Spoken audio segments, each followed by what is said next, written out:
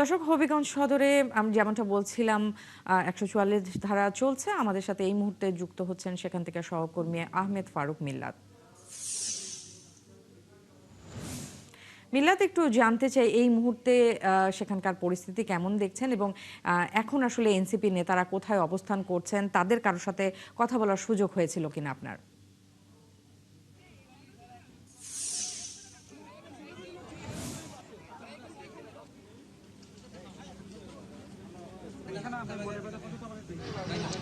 Nancy, আপনাকে ধন্যবাদ। সর্বশেষ যে খবরটি হচ্ছে সেটি হচ্ছে যে তারা মৌলভীবাজার থেকে হবিগঞ্জ উদ্দেশ্যে রওনা দিয়েছিলেন এবং শ্রীমঙ্গলের চাকন্যা এলাকা, পরবর্তীতে মুসাই, দুটো জায়গায় নিয়ে বাধাগ্রস্ত হয়ে সর্বশেষ যে খবরটি সেটি হচ্ছে হবিগঞ্জের রশিদপুর একটি এলাকা আছে, সেই রশিদপুরে তারা এখন আটকা আছেন।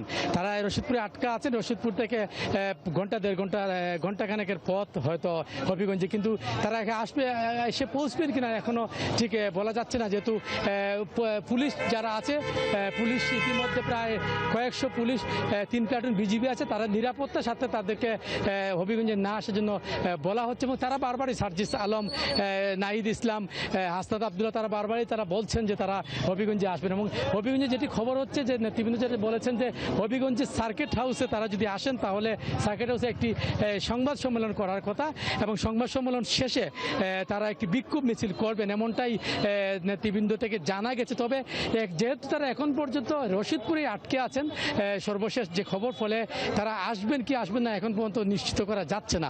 পাশাপাশি এখানকার যে যুবদল, ছাত্রদল এবং পৌর যে বিএনপি আছে, তাদের নেতাকর্মীদের সাথে আমার কথা হয়েছে। তারা নেতাকর্মীরা তারা বলছেন যেহেতু হবিগঞ্জের সংসদ সদস্য এবং মাননীয় প্রধানমন্ত্রী তারেক রহমানকে নিয়ে তারা বক্তব্য রেখেছেন, সমালোচনা করেছেন, ফলে তারা এই বিষয়টাকে তারা খুব কঠোরভাবেই দেখছেন এবং দেখে তারা যেটা বলতে চাচ্ছেন যে যদি তারা হবিগঞ্জে তারা আসেন তো তারা অবশ্যই তারা মানে শান্তি শৃঙ্খলাভাবেই তারা একটি প্রতিবাদ তারা জানাবেন। পাশাপাশি আপনি হয়তো দেখতে পাচ্ছেন হবিগঞ্জ শহরের সার্কিটের এলাকার কাছাকাছি আছি এবং এখানে আমার তো পিছনে দেখেছেন পুলিশ নিয়োগ, বিপুল সংখ্যক পুলিশ বিভিন্ন মোড়ে মোতায়েন করা হয়েছে, 3 প্লাটুন বিজিবিও মোতায়েন করা হয়েছে এবং আমাকে এখানকার যে পুলিশ প্রশাসন থেকে জানিয়ে দেওয়া হয়েছে যে 144 দ্বারা এখনো বলবৎ আছে, ফলে কোনো ধরনের অপ্রীতিকর ঘটনা যাতে না করে তারা সর্বোচ্চ চেষ্টা করছেন।